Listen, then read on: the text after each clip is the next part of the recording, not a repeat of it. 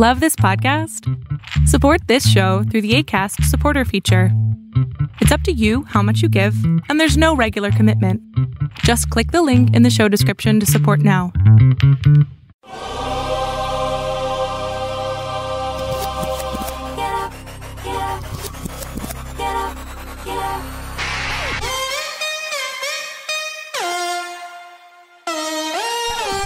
Welcome to On the Ball with Rick Bucher. Here's your host. Let's send it over to Rick Bucher. Rick Bucher.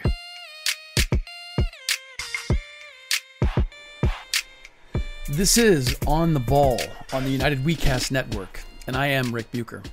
You can see me on FS1, hear me on Fox Sports Radio, and you can read me by ordering the memoir of Brian Grant and his battle with young onset Parkinson's called Rebound. Order your copy on Amazon or visit your favorite brick and mortar bookstore to grab one. Are you a Kindle reader, audiobook listener? We've got those versions as well. Support Brian's foundation, which supports those afflicted with Parkinson's, and pick up your copy today. You can also follow me on both Twitter and Instagram at Rick Bucher. I'm a lot of places, but there's only one place you can hear me talking about story angles and perspectives that you are not likely to find anywhere else, primarily, but not exclusively, involving the NBA, and that is here. So I have a confession to make, and the reason I'm making it is something I learned from the Pacers-Wizards play-in game earlier tonight. I promise, this podcast won't be focused solely on that game, because I don't know how much it really matters in the big picture. But I believe there's always something to be learned from almost any game, although the key is not to watch the ball. The most interesting stuff, the telltale stuff, is usually happening elsewhere.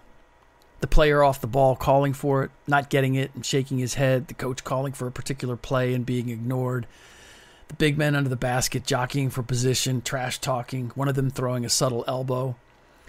Once upon a time, writers sat courtside at the scorer's table or just adjacent. So you not only could see all that, you could hear what was being said.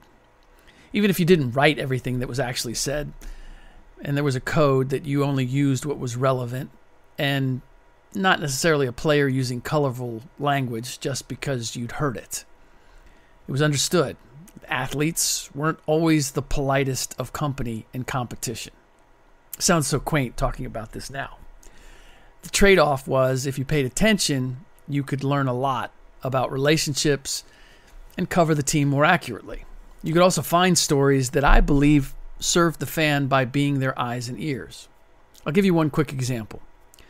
Quite a few years ago, I was a beat writer for the Washington Post, covering the Wizards. I can't remember who they were playing. I could go back in the archives and find the story and tell you, but I don't know how much that really matters. It doesn't to this particular story. Anyway, an opposing player drove to the basket and was fouled by Chris Webber. Gives you an idea of how long ago this was. The referee blew the whistle, took a second glance at the floor, and assessed a foul on Calbert Chaney. Cal came up to the ref with his palms turned up as if to say, "Why are you calling that on me?" Now, I was sitting courtside at the scorer's table. And as a reporter, you develop certain skills. I became pretty adept at reading upside down.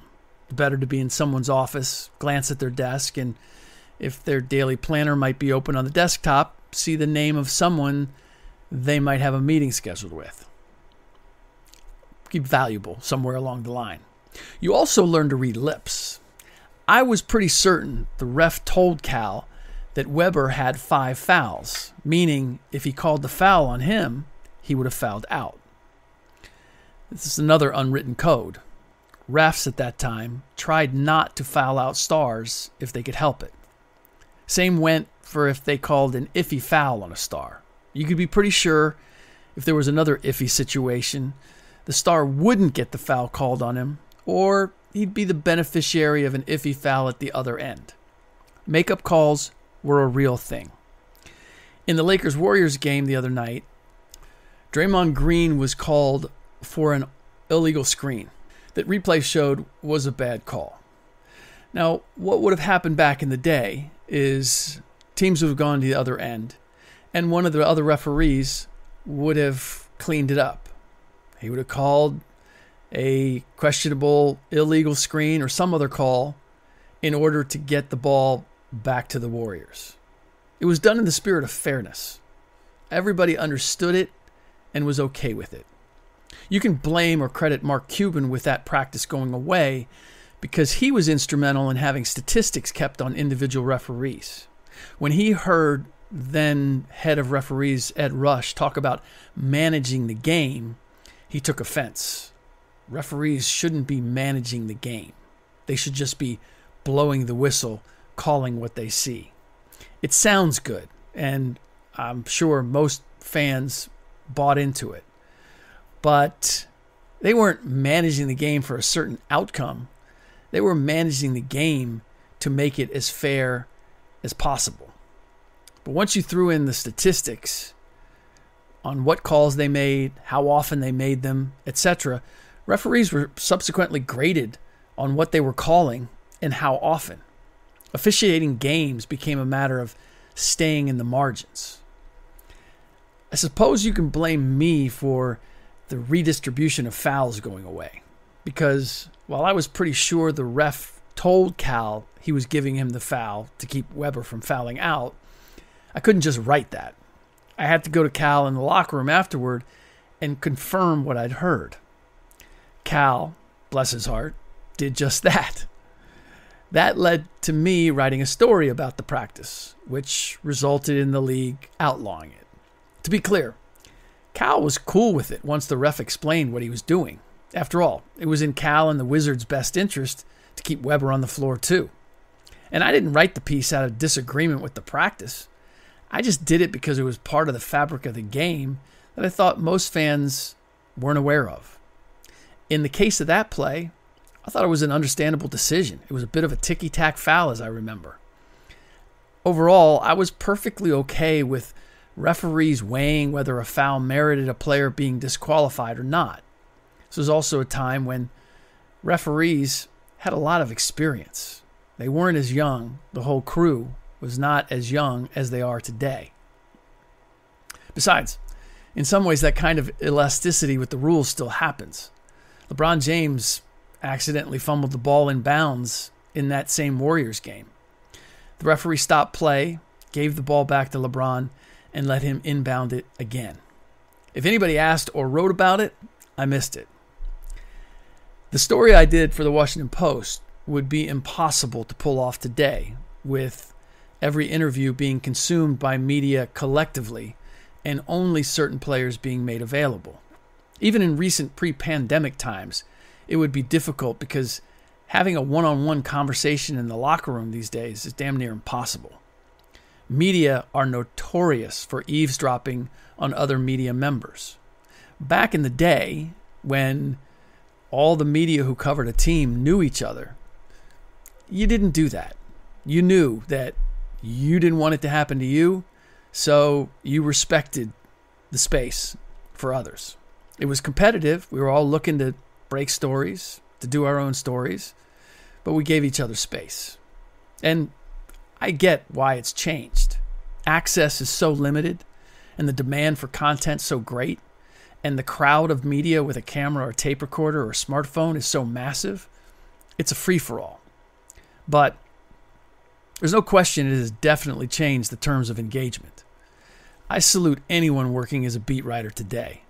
The job has never been harder or more thankless. The reporters now working as newsbreakers, from what I'm told and have observed, don't even watch the games. They're texting agents and GMs and other sources of information about the business of the game. Poor beat writers don't have that luxury. These days, courtside season ticket holders often know more about the inner workings of a team than the beat writers, because they can hear and see more than the poor men and women now sitting at the top of the lower bowl or higher, watching from afar. It's the biggest reason I enjoyed being a sideline reporter for radio or TV, because in most cases, though not all, you were still afforded a seat on the floor, often at the end of the scorer's table near one of the benches.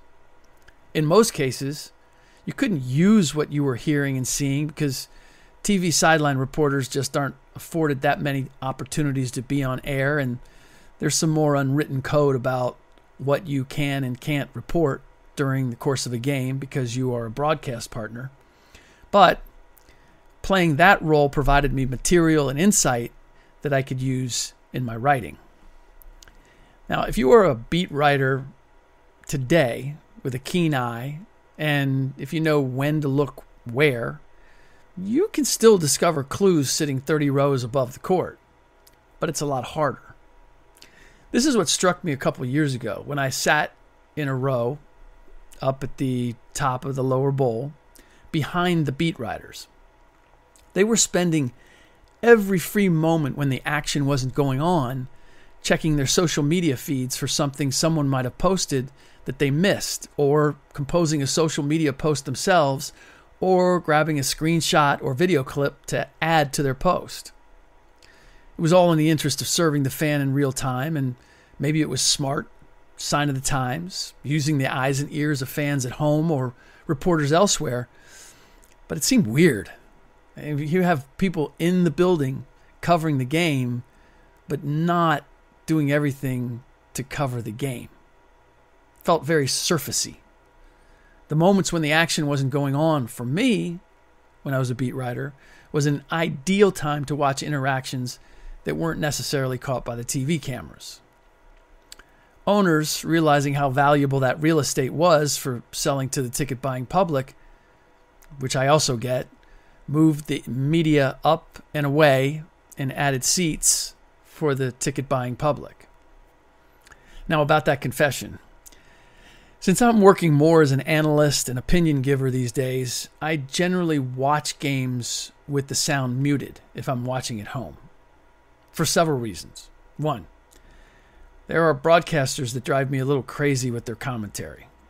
All too often, it sounds like propaganda to me. Too many former players either analyze the game based on how it was played when they were still in uniform, which I hope my Washington Post story illustrates how outdated that kind of analysis is. Over the last 5 years, the game has changed in particularly profound ways. Strategy, rules, everything.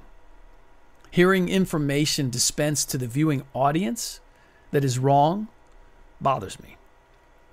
Even if the analysis is on point, I don't need to hear it. I'm paid these days to tell viewers and listeners what I see and think, so I don't want to be colored by someone else's or distracted reacting to what they're saying instead of looking at the game through my own unadulterated lens. During the Wizards-Pacers play-in game, though, I happened to catch Pacers coach Nate Bjorken talking to his team during a timeout. The Pacers were getting killed with transition baskets, so Nate told his team, "Hey, when your teammate shoots the ball," and then he literally pantomimed shooting a ball, "that's an absolute sprint back. You guys are waiting and watching to see if it goes in. It's going to go in. Okay, let's make sure we're sprinting back on the flight," meaning the flight of the ball. They're getting one-on-one over and over. Now, I should play the audio for you so you can hear the tone of voice. That was a little troubling too. It was plaintive and not authoritative. You're probably aware of the rumors that Bjorken, a first-year coach, may be out because the players, quite simply, are not buying what he's selling. That announcement may even come before you hear this podcast, now that the Pacers season is over. Well, after hearing the snippet from the huddle, I understand why. I can't begin to tell you how insulting what Bjorken said would sound to a group of pros. And it's not what he said so much as how he said it. This is the tremendous challenge for any first-time head coach, particularly one without a track record as a longtime assistant or having played in the league. Because he's coaching players who have been in and around the pro game a lot longer.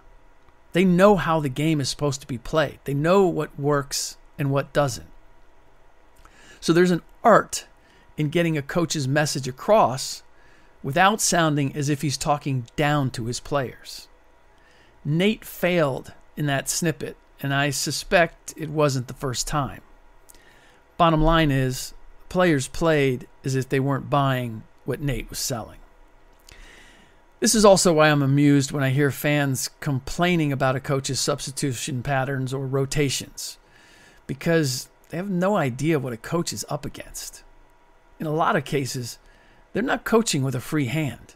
Every player has his own vested interest in how he's used, and he has an agent telling the GM what that is. GMs and owners are invested in retaining their best players, so they listen, and often pass that along to the coach. So he's not merely juggling what he believes needs to be done in the course of a game. He's also trying to cater to entities more powerful than him. And this is not limited to the pro game either. I see it all the time at both the college and even high school level. Catering to talent, enduring reckless or selfish decisions, comes with the job, if a coach wants to keep it. The killer is that it may cost him his job anyway. That's why coaches are always angling to have control over personnel decisions as well. It means they can decide if a player's talent merits being catered to through the course of a game. Second confession. I did not expect the Wizards to beat the Pacers, based on what I saw in their loss to the Celtics 2 nights earlier. That's when Russell Westbrook was guarding Kemba Walker and not doing a very good job defending him on pick and rolls. It's a thankless, physically punishing task to keep fighting over screens, and Russ just wasn't up for it. I assumed he would be guarding Malcolm Brogdon in the game earlier tonight, and I consider Brogdon even better at manipulating screens to his advantage than Kemba. Wizards coach Scotty Brooks apparently came to the same conclusion, so he took Westbrook off the ball and used Rui Hachimura or even Bradley Beal to guard Brogdon instead. Hachimura, a second-year forward, was all too happy to do the grunt work, and Beal did a better job than Westbrook, sore hamstring and all. Being matched up with a power forward in Hachimura prompted Brogdon to also play a lot less pick and roll, thinking he didn't need a screen to get a step, and not wanting to risk having someone else switched onto him. Now, Brogdon got his 24 points on 23 shots, but whereas he had 8 assists in 21 minutes against the Hornets, he had only 4 in 29 minutes against the Wizards. And the cross-matching allowed Westbrook to get ahead of steam in transition before Brogdon could find him. Westbrook made an adjustment as well. His tendency when he struggles, as I've noted before, is to play faster, which results in more reckless decisions. Against the Pacers, he played faster by making his decisions earlier in transition, passing ahead more than he did against the Celtics, and bullying his way to the paint when he didn't, and then looking to pass rather than doing it on the run or in full flight. The cross-matching also gave him the chance to see everything earlier unimpeded. So, after collecting only 5 assists against 4 turnovers against the Celtics, he had 15 assists against 3 turnovers against the Pacers. He still made some questionable decisions, but making them just a beat slower allowed his teammates to be in better position to clean them up. So there's the idea of playing fast and playing fast break basketball, but there's also a pace within that fast tempo, and it's controlled fast breaks. Even Russell's shots were taken in a better rhythm, and this is what makes Russ so unpredictable. He's often his own worst enemy, and after all this time, he still reverts when you least expect it. Celtics game is an example. That's why I'm not at all confident that he or the Wizards will use this as a stepping stone to making their series against the 76ers interesting or competitive. The Sixers are a far better defensive team than the Pacers. They are fully capable of getting Russ to speed up his game more than he should.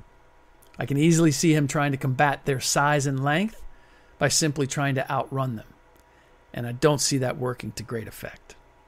All right, that does it for this episode of On the Ball on the United WeCast Network. Please rate and review the show on iTunes or wherever you get your podcasts. We will have the Warriors facing the Grizzlies to see who has the honor of facing the Utah Jazz in the actual playoffs, and I'm sure we will get into that in the final podcast for the week. In the meantime, as always, thanks for listening.